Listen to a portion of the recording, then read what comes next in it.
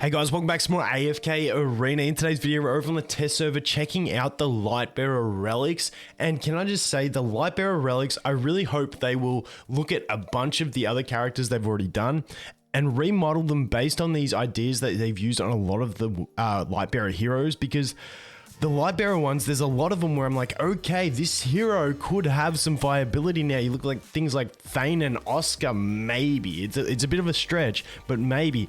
Gwyneth getting a really nice buff as well. There's a bunch of them getting a really decent buff from these engravings. Now, I know that we have the issue with the engravings. Like, I'm not oblivious to what's going on there, but if you're going to put something into the game, I like the fact that so for me personally, when I look at these engravings of the Lightbearers, I'm like, that's cool. If someone tests these and one of them makes a character viable, that can be then that one character that I focus my engravings on, because I know they're going to become viable. And that's what I was hoping would happen. Not with every character, but maybe some things get that bit of viability through investment.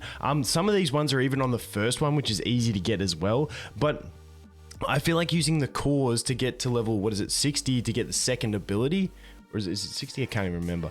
Anyway, whatever it is, to get the second ability, I feel like that should be something that's really rewarding and actually gives something to a character, not just a little, percentage increase by 5% or something like that. So let's get into the Lightbearers. Hopefully you'll understand what I mean when I say these ones are actually pretty big buffs for some of the characters. Okay, so let's kick it off with a Stroller. What do we have? We got attack rating raised by 40%. It's a nice little buff on the level 30 for a Stroller. Not too bad. No one's really going to take her to this one to get reduced by 18%. But I think that's not bad on an easy one. Considering she is used in some places already, it's a nice little buff. Now, for stats, we do get the crit damage reduction. So not crazy for a Stroller, but, not too bad. Now, Belinda's an interesting one. Belinda's crit damage amplification is increased by 18 points during battle. Not bad getting crit damage amplification, but this is the one I'm really interested in. Blessed heroes have their damage increased by 15% every attack. This effect can be stacked 4 times, after which the effect ends. I'm not sure if this is going to add viability. I think when it says the effect ends, I think it's just this portion of it, not the attack and the crit. But yeah, I'm really curious to see how this actually works, whether you can time it to get it like really lucky where they use 4 attacks, get max buff, and then they use an ult and just shred. I'm really curious on this one. It's going to take an absolute Omega Whale. I don't even think Chiasma would take a hit for that one. I mean, I'm not going to let him take a hit for that one because there's other ones I want to test anyway. But interested to see if someone actually makes something of this, if it becomes half viable. Belinda is used as a sub for some people on some bosses, so maybe it makes her more viable for that, but I don't think she's going to be game changing. As for stats, we do get the haste as well, which haste is nice on anyone, so not too bad on the stats either.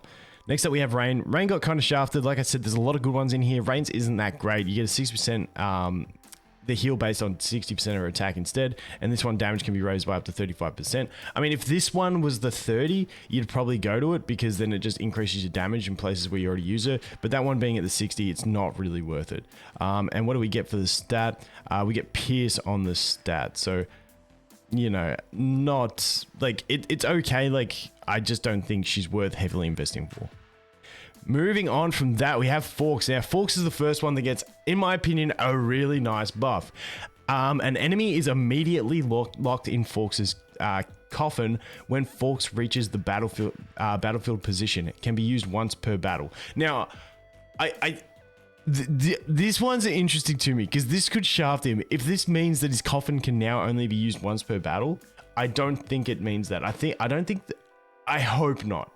I hope it doesn't mean his coffin's only, because that's actually kind of a nerf in a lot of situations. But I mean, if he uses it instantly and just, I think that can only be, I don't know. I'm really curious on this, but I don't think it actually means his coffin can only be used once per battle. I think it's trying to say the immediately thing can only be used once per battle, but I don't know. We'll have to wait and see. But if he can still use his coffin after that point, then it's really nice. If it can't, then it's one of those, I don't like game-breaking decisions where it's like, you make this decision and upgrade it, and you can't go back. So I cannot be used in more than once per battle. can be used once per battle scares me, but hopefully it's fine and he can keep using his coffin. But I mean, using it instantly, that is a great CC that you can figure out which enemy has the highest attack, which enemy he's using it on, and then it could counter something that you would otherwise have to put a Nara or an Athalia on. And I think that could be really valuable for him as a tech pick into some teams. Then we have this one, attack abilities deal 40%. Before it was only normal attacks, now it's abilities. But I don't think that's worth it. This one I'm really curious. If it doesn't, if it makes his coffin like an Athalia, like first ability where it literally only be used once per battle, situational still can be good, but I hope it doesn't. We'll have to wait and see. I don't like those game breaking things. But anyway, I spent too much time on that one, but I'm kind of excited for Fawkes. And he does gain attack speed there. Then we have Lucius. We get an extra 20% onto that heal. And then this one, Lucius immediately recovers 35% of the health he's already lost when he uses his shield. This one ain't too bad, but honestly, I don't think Lucius is going to be good enough for anyone to warrant even getting to this point. I don't think his problem is the health. I think it's that he just dies. So yeah, I don't think it's going to make him crazy, but we'll wait and see if anyone decides to go there. Now, Thane is an intro. Oh, we forgot stats. What stats we get? Boom. Crit damage reduction. Okay, Thane. Thane's an interesting one. So this one, you know, it's not really changing the world. An extra 3% on that ain't going to make him viable. This one, however, for the Thane lovers out there, because I know there's plenty of those guys out there, or maybe one, but for that one Thane lover, can you please do this and test it? I think this could be actually incredible. Each critical strike Thane deals raises his attack rating by 8% for 5 seconds. The effect can be stacked up to 10 times. Now, it doesn't say it falls off, so as long as he doesn't get hard interrupted, which is really hard to interrupt a Thane, I mean, he'll essentially have an 80% attack buff. I mean, it's not too bad. It's not too bad, and I'm really curious if this works the way I think it would, where, you know, because he's always dodging and all that good stuff. I don't know if this could make him actually incredibly viable as a damage dealer. I really wish it was on this one so that we could test it easy, but I mean, I'm so curious. I know one Thane person's going to test it and go, he's OP, but like, I'm really curious to see someone pushing the limits test this, because I mean, this is the kind of thing that gets me excited. It's like, could he be viable? Probably not, but I really hope so, because that would be cool. Anyway, moving on from that, we have Hendrick, who also does get a good buff. Damage taken while protecting a teammate is reduced by 70%. Now, this may not seem huge, but I think that's actually a really nice buff there. And this one's an incredible buff as well. He recovers 8% of his max health every second and becomes immune to damage for 3 seconds when he's in his defensive stance. That is a really nice, because the problem is, in campaign, I feel like normally when he gets this, he normally just instant dies as soon as he procs this, because he's too low and he just dies. That 3 seconds is going to be so nice for Hendrick. But once again, it's a steep investment, and I don't know if people are going to want to invest to that point. And a lot of this, for a lot of people, if you're wondering like, but what do I invest into? Just wait and see if someone tests it and finds out if it's good. Literally, that's all you have to do. There's a lot of these ones I'm really curious on, but I'm not going to go and invest into them. I'll let someone else be the guinea pig. But I really do like that for Hendrick, and considering he's already viable, it could be a nice buff, but heavy investment to get it. Then we have Rowan. Each hero can use a potion once every 4 seconds. This is a no-brainer for me. Everyone's going to get this straight up, because we've got to look at stats. Damn. Thane, stats. Let's look. Sorry, give me a sec.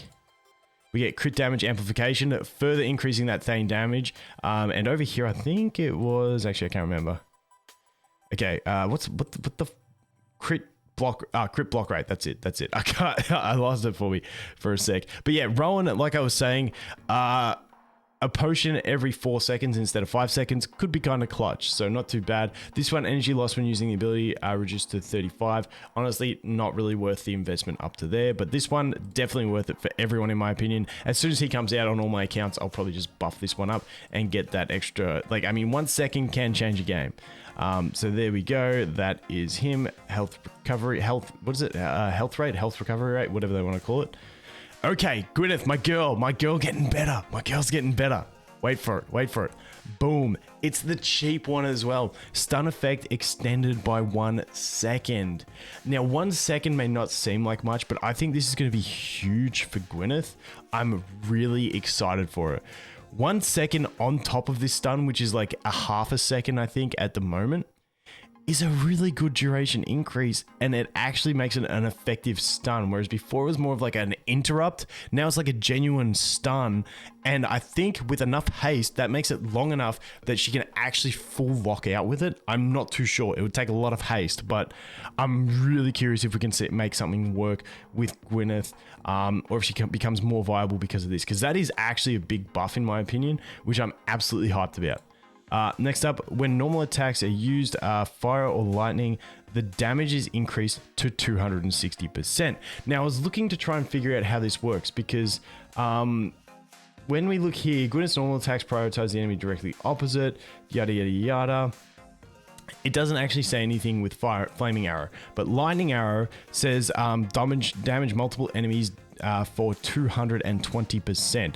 So I think 220%, like, I don't know if that 220% is the lightning damage and you've got extra basic attack damage, but whatever it is, it's an increase here. Now, for me, it's kind of one that I'm like tempted to do just because I love Gwyneth. But once again, this is one you got to wait and see. I don't know if that damage is going to be enough. I don't think it is to make a crazy difference, but I don't know. But I think this one definitely, I am pumped to get this one. This and Rowan are just straight upgrades for me to test them out. Rowan, not a test out just because it's good, but this one because I can't wait to see how this works. On top of that, we get for the stats, crit damage amplification, which is really nice. So Gwyneth, my girl, getting a big buff. Not too bad. Rosaline, little heal increase on that one. Nearby enemies lose 120 accuracy points. Honestly, this one could be not bad, but too much investment for me to want to do it on Rosaline. I don't think it'll be game changing enough to warrant it. So that is Rosaline. And what else do we have here? We have the haste. I mean, the haste is going to be nice on Rosaline, that's for sure. Then we have Cecilia. Cecilia has one really interesting one. This one goes up to from 130% to 145%. Then this one, after entering the battle, Cecilia casts an enhanced circle beneath her own feet, which strengthens herself and simultaneously reduces the energy recovery speed of enemies standing within by 35%. Now, I'm assuming it's like this one is, once again, one that will have to be tested because the wording's a bit iffy for me. So I'm tipping it's a one-off that she does the enhanced one and it's the first time in battle, but it's going to buff her. So I'm not too sure how it will work in that sense because... So I'm assuming that circle will, unless it's a different circle, but I'm assuming it's going to be one of her normal circles, but it's going to be stronger. So it's going to do the normal effects of reducing their attack ratings by 60%, and also have like the damage and the stun when they exit.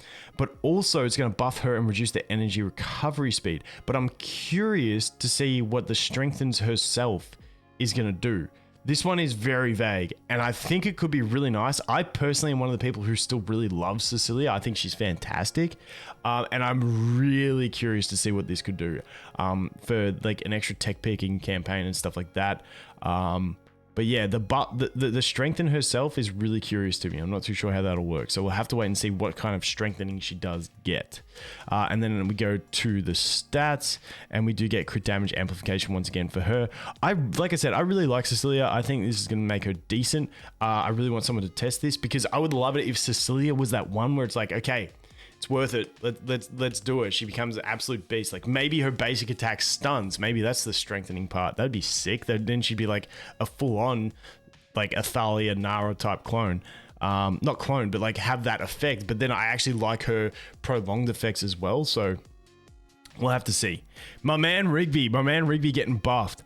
Each time Rigby enters the Drunken Frenzy, he recovers 35 haste points, so just a 5 up on that. But this one, Rigby immediately receives the healing effect of the ability Well Rested at the start of battle, which lasts until Rigby's frenzy stacks 2 times.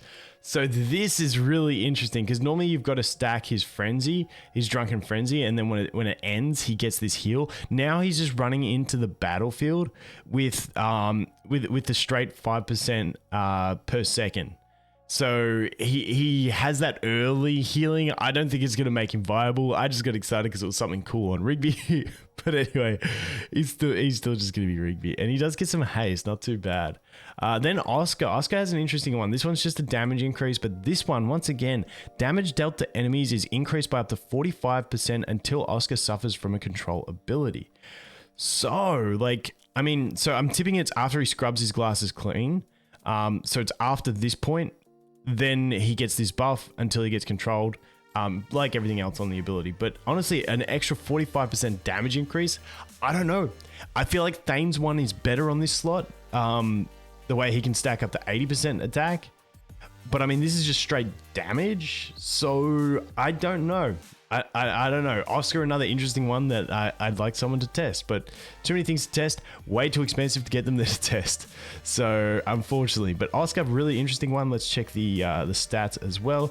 And we get Pierce for that one. So could be quite decent for Oscar maybe. LR didn't get crazy love. Immunity effect lasts for 4 seconds even after the thing gets interrupted, up from 3 seconds. And this one deals 280% damage after the recitation ends. So not a crazy buff. Really left out there. The Lightbearers have been really good. It gets the crit damage amp, but Eloard got kind of left out in my opinion on this one.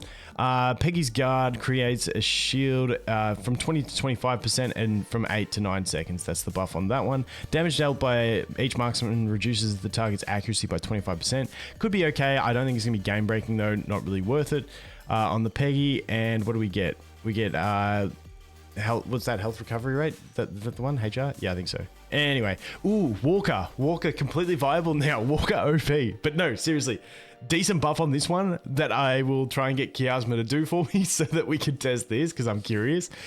This ability is prioritized and used with more frequency and grants Walker a shield with a value equal to 40% of his health every time he draws his revolver. So previously, it was every time an enemy is killed by this ability, Walker receives a shield value equal to 40%. Now it's every time it's used, and it gets used more frequently. So I don't know whether this will be the shielding that he needs. Having said that, it's his damage is still an issue. So adds to his survivability, damage is still not crazy. Every attack, so this one's interesting as well. I think he could be kind of cool to test, but once again, no one's going to want to do this one. Every attack that does not deal a critical strike additionally increases Walker's critical rating by 4 points, but will not exceed 40. Up here, this one is 2 points, but does not exceed 60, but that's every time he does deal a critical strike. So effectively, he's got good sustain, hopefully, with this shield. He's got damage that ramps up over time to give him essentially 100% crit, because this one gets to 60, this one's get to 40. I mean, I feel like he could be really decent with this. I feel like he could be like actually okay, and he does get crit. Unfortunately, like I'd rather see CDA there or something like that, because he doesn't really need the crit because he's going to stack so much crit. But you know, it is what it is. Did we do the stats on the last person? Peggy, what stat did you, yeah, that was HR, wasn't it? Sorry guys, I'm losing my mind. And then finally, so Walker, interesting to me, interesting. So we'll wait and see. I still don't think he's going to be crazy viable, but nice little buffs. That's what I wanted to see. Buffs to the characters that really need buffs, even if it doesn't make them quite viable. Now, this one's huge for Morrow. This is another no-brainer. The 3 no-brainers in this one for me are Rowan, Gwyneth if you use her, and Morrow if you use him, because this one, duration extended to 8 seconds. When we tie that into the fact that, what is it, this one? Let's check this out. It was here. I was reading 9 instead of 3. When all non-summoned allies have lost a combined 10% of their health, the duration of debuff effects dealt by Morrow will be extended by 5% and maybe extended by up to a maximum of 100%. So like this is crazy, because like it, instead of 6 that can go up to 12, it's now 8 seconds that can go up to 16 seconds. That is actually a really nice buff for very low investment, which I like. This one, additional damage dealt is equal to 12% of the damage dealt by the enemy, which shall not exceed 500%. So it goes up from 10% and 500. This one isn't really worth it, but this one I think is really, really nice for Morrow. And sorry, I forgot to show you his stats. He does get the magical pierce as well. But that is it for Lightbearers. Like I said, this is Lightbearers much better done than the Cells, Hypos, and Wilders. Much better done. I think there's some potential really big buffs in here, which I really do like. And just some good options. There's some really good level 30s. There's some interesting level 60s that could be crazy if they work the way they say. I really wish they would. I don't know. Like, it's just really hard to put all that investment into those 60s to find out that they're rubbish. So, I mean, it's hard to do, but hopefully someone will do some of them and we can find out. I hope they look at what they did for the Lightbearers, bring that forward into the Graveborn and the Maulers, and also have a think about the way they did Cells, Hypos, and Wilders, and give a bit more of this love to some more characters, because it's really interesting. And, you know, if you've just got a favorite hero that you're playing the game with for fun, like people with Thane, and you all of a sudden go, wait, I can get an 80% attack buff, it's not too bad. But anyway, guys, that is going to be it for this one. Thanks for watching. Hope you have an awesome day, and I look forward to seeing you in the next one. Cheers.